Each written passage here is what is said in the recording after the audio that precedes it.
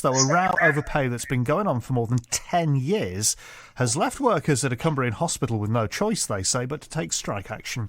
More than 150 staff at the Cumberland Infirmary in Carlisle are striking for 24 hours today, and indeed on Monday as well. The details here come from BBC Radio Cumbria's Jade Taylorson. Porters, cleaners, switchboard and catering staff haven't been paid for working on social hours at Carlisle's Cumberland Infirmary for more than a decade. That's according to the union UNISON, and this is where it gets a bit complicated. The hospital is run by the North Cumbria NHS Trust, but it's owned by the private company Health Management Carlisle, and the staff are employed by a completely different company, Mitie. UNISON says the North Cumbria NHS Trust claims it handed over the money owed to staff to Health Management Carlisle so it could hand it over to Mitie, but Mitie says it hasn't been given any money. The North Cumbria NHS Trust, Mitie and Health Management Carlisle say they're working together to make sure services at the hospital run smoothly during the strikes, and each say they're working to resolve the problem. Jade Taylorson. Let's speak now to Jenny Martin, who manages the union UNISON in the North West. Jenny Martin, good morning to you.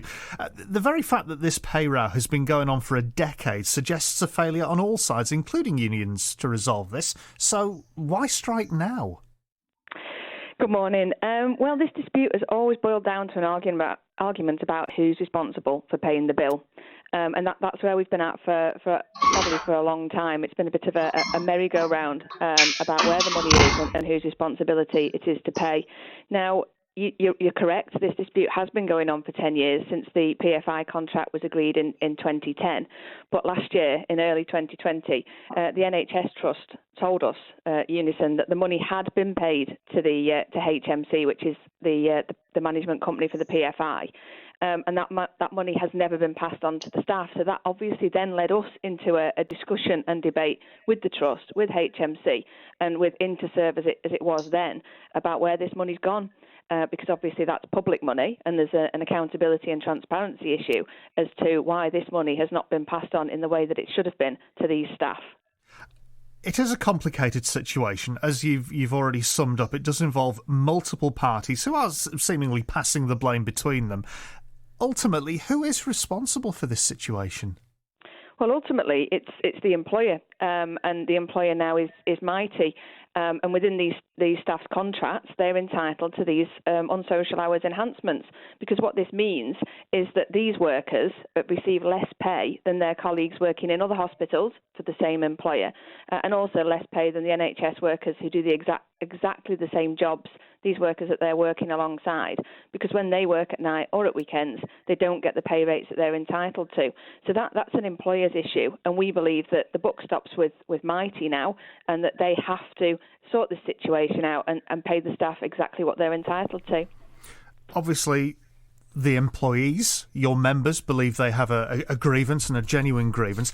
I have to put it to you, though, that regardless of how they feel, is it really responsible to hold a strike for hospital staff in the middle of a pandemic?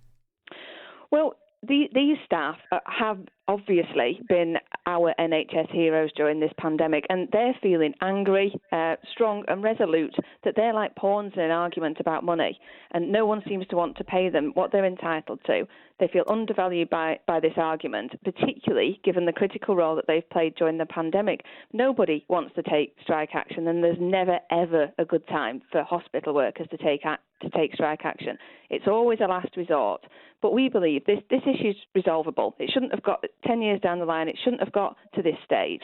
But why we're where we are is because obviously we had this information from the NHS Trust. We've also had the takeover from Interserve to Mitie, and we can't let this issue just disappear into the ether. That's not fair either.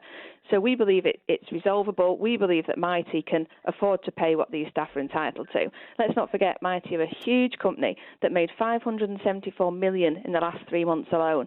And actually, it's Mitie that should be ashamed and embarrassed that we find ourselves in this situation during a pandemic.